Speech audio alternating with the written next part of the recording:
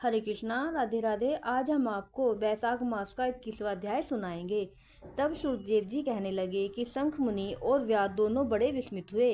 तब शंख मुनि ने पूछा, तुम कौन हो और तुम्हारी दशा कैसे हुई, कैसे हो गई थी?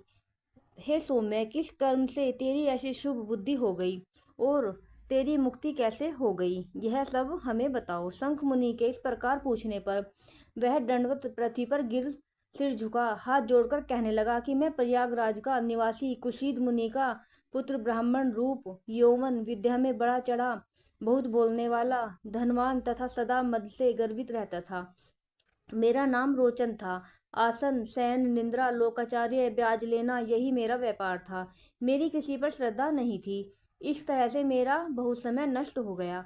बैसाख के महीने में जयंत नाम के ब्राह्मण भगवान के प्यारे बैसाख मास के धर्म की कथा सुनाया करते थे, जहाँ चारों वर्ण के हजारों स्त्री पुरुष प्रातःकाल स्नान व मधुसूदन भगवान का पूजन कर कथा सुनते थे। मैं उस सभा में पगड़ी पहन पान चबा वहां का कौतुक देखने को जाता था। वहां जाकर कभी हंसी कभी निंदा करता। ऐसी लोक बातों से सब श्रोताओं का मन चलायमान हो जाता। उसी दोष के कारण मेरी बुद्धि नष्ट हो गई, आयु क्षीण हो गई और 14 मनवंतर तक भयंकर नरक में रहा और 84 लाख योनि भोग कर अब मैं इस विशाल वृक्ष की खोटर में महाक्रूर सर्प की योनि या निवास कर रहा था। हे विप्रे, अपने पूर्व जन्म के कर्मों के फल से 10 सहस्त्र वर्ष से निराहार निवास कर रहा था कि देवयोग से आपके मुख कमल से निकली कथा को चक्षु गोलक द्वारा सुनने से मेरे सब पाप दूर हो गए और सर्प योनि छोड़ दिव्य देह धारण कर आपकी शरण में आया हूँ। मैंने तो कोई भी उपकार नहीं किया, फिर सज्जनों का संग कैसे हुआ? अब आप मेरे ऊपर अनुग्रह करो, जिससे धर्म में मेरी बुद्धि हो, सुंदर गति मिले और सच्चित्र साधु महात्माओं की संगति मिले, विष्णु भगवान की प्रीति हो और उनको कभी ना भूलूं। इस प्रकार अनेकों स्तुति कर हाथ जोड़ सिर झुका वह मुनीश्वर के आगे चुपचाप खड़ा रहा। शंख मुनि ने प्रेम से भर उसको दोनों हाथों में उठाया और उस पर अनुग्रह कर भावी वृतांत कहने लगे। हे द्विज, बैसाख मास और विष्णु भगवान का महात्म्य श्रवण करने से तेरे सब पाप नष्ट हो गए। तू कर्म से अतिवाहक लोकों को जाकर फिर दक्षिणार्थ देश में ब्राह्मण के घर जन्म लेगा और वेद शर्मा नाम से प्रसिद्ध होकर सब विद्याओं से विशारद होगा। प्रत्येक जन्म में तेरी अत्यंत जाति स्मृति होगी। निर्दंड, निष्प्रय, गुरु भक्त और जितेंद्रिय होकर उस जन्म में तू सदा विष्णु भगवान की कथा में तत्पर रहेगा और बैसाख विषय के अब धर्म करेगा। तब तू सिद्धि प्राप्त कर संपूर्ण बंधनों से छूट परम धाम को प्राप्त होगा।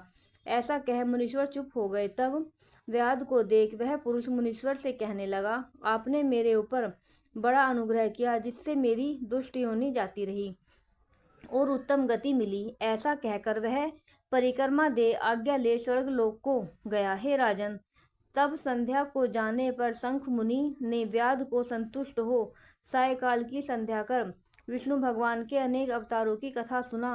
रात्रि के शेष भाग को व्यतीत कर ब्रह्मा मुहूर्त में नित्य कर्मों से निश्चित हो प्रसन्न मन से व्याध को बुला उसके सिर पर प्रोक्षण कर राम ये 2 अक्षर का मंत्र जाप करने और मरण पर्यंत इन्हीं धर्मों के करने का उपदेश दिया और कहा कि इससे तेरा जन्म वाल्मीकि ऋषि के कुल में होगा और तू वाल्मीकि नाम से इस लोक में प्रसिद्ध होगा। व्याध को इस प्रकार समझा बुझाकर शंख मुनि दक्षिण दिशा को चले गए। व्याध भी थोड़ी दूर तक, जब तक नेत्रों से ओझल न हुए, उनके पीछे गया और शंख मुनि को देखता रहा। फिर हृदय में उन्हीं का ध्यान करता हुआ बैसाख धर्मों को करता हुआ व्याध का जन्म पूर्ण कर वाल्मीकि ऋषि के घर में जन्म लिया।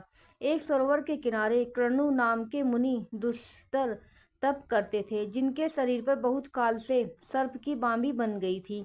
इसी हेतु से उन्हें वाल्मीकि ऋषि भी कहने लगे। फिर तप के अंत में जब कृणु ऋषि के कानों में स्त्रियों के प्रिय शब्द सुनाई देने लगे तो उनका चित्त चलायमान होने लगा।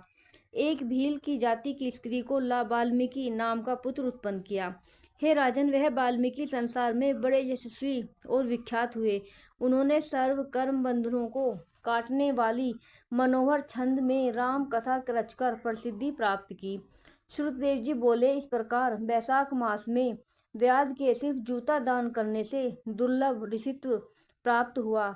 जो कोई इस रोमांचक पादक, इस पापनाशक आख्यान को सुनेगा तथा औरों को सुनावेगा, उसे मोक्ष प्राप्त होकर उसका जन्म संसार में फिर नहीं होगा।